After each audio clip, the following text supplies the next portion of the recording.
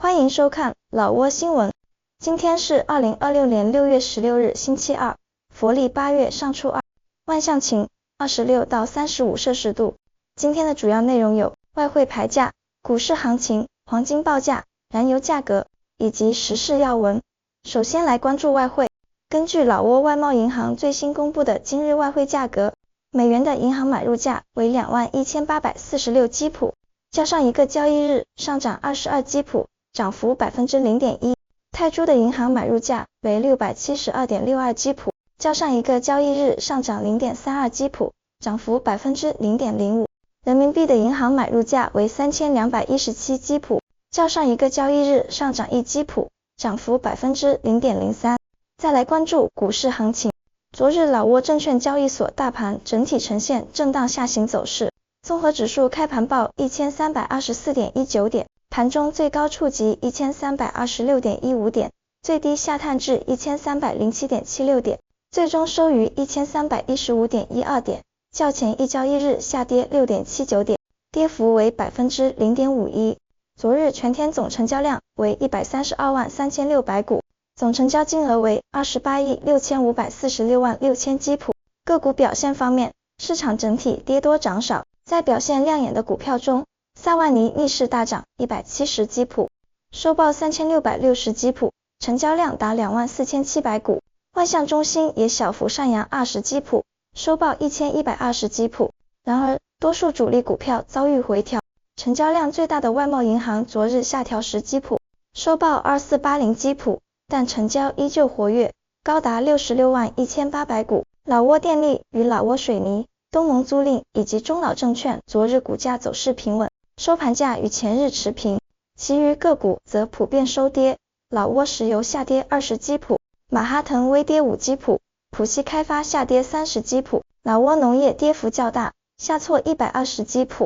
联合发展银行亦下跌50基普，收报7950基普。总体来看，昨日老挝股市受权重股走弱影响，大盘震荡走低，市场交投主要集中在外贸银行等传统活跃个股。接着关注黄金价格。根据老挝黄金银行最新公布的价格，重量为1铢的黄金金条，每根售价是4830万基普，与上一次报价持平。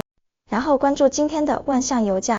今天万象市各加油站执行6月10日老挝工贸部公布的燃油价格，柴油每升27620基普，普通汽油每升31300基普。接下来一起关注时事要闻。1.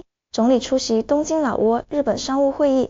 6月10日至12日，总理宋塞西潘敦在赴东京出席国际会议期间，出席老挝日本商务会议。今年正值两国建交71周年，宋塞西潘敦在会上强调了双边经贸投资合作的重要性，高度赞扬日本投资者在合规、环保及技术转移方面的典范作用。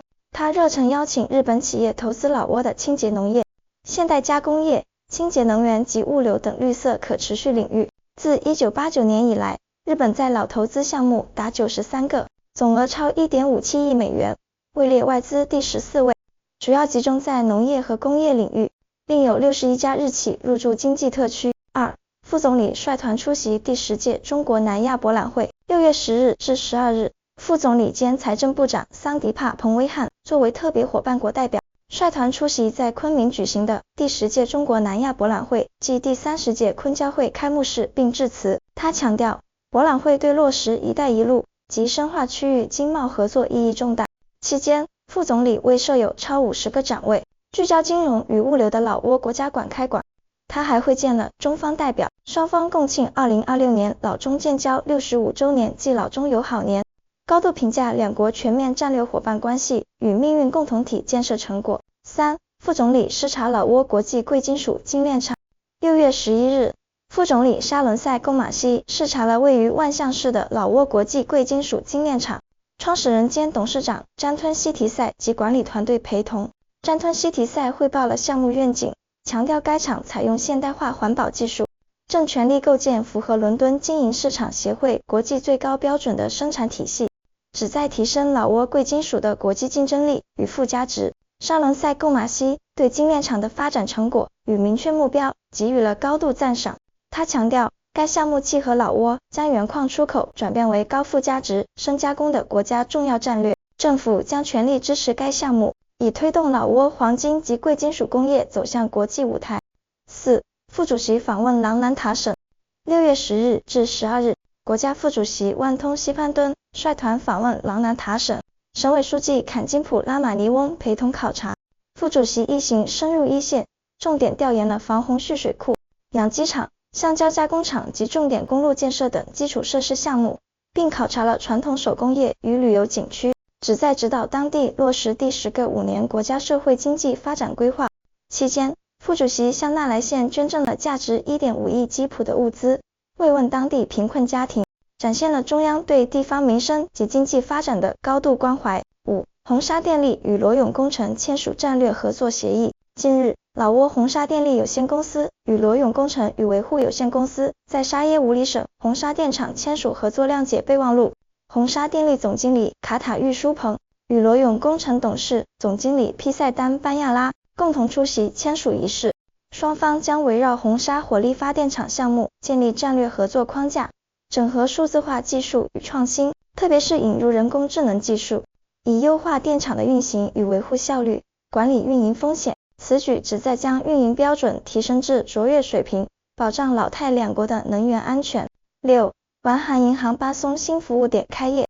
6月15日，完韩银行在占巴塞省巴松县正式开设零售信贷服务点。副总经理托里诺斯科夫表示，作为老挝唯一的日本银行，该行致力于通过数字化和代理网络推动普惠金融。此新服务点是将联合老挝工贸部及相关基金，重点为巴松地区的农民及中小微企业提供定向贷款、微型宿贷等金融服务，聚焦农业与旅游业。银行还计划于7月在甘蒙省他曲县再设新点，加速布局全老挝服务网络。7. 万象省与塞松奔省联合检查边界矿产开采。6月11日，万象省与塞松奔省对万荣县与龙城县边界地区的矿产开采情况进行了联合执法检查。此次行动旨在解决因矿产开采导致宋河及其支流江水浑浊，以及万象省万荣县亭安村至塞松奔省龙城县边界地带道路受损等突出现实问题。检查组现场跟进并监测了周边的生态环境，督促相关企业严格执行环保预防与整改措施，以切实减少开采活动对自然环境造成的破坏。8. 世贸那加俱乐部 U10 足球队西班牙夺冠。6月12日至14日，老挝唯一代表队世贸那加俱乐部 U10 青少年足球队在西班牙加泰罗尼亚举行的 MIC Football 7大赛中斩获冠军，为老挝青少年足球创造了历史。本届赛事共有来自10个国家的32支球队参赛，世贸那加俱乐部在7场比赛中保持全胜，累计轰入26球，仅失5球。最令人瞩目的是，他们2度击败传统劲旅间卫冕冠军瓦伦西亚足球俱乐部。此次夺冠不仅为国家赢得了世界级荣誉，更向全球展现了老挝少儿球员的实力与潜力。以上就是今天的老挝新闻，欢迎点赞、评论和订阅，我们明天见。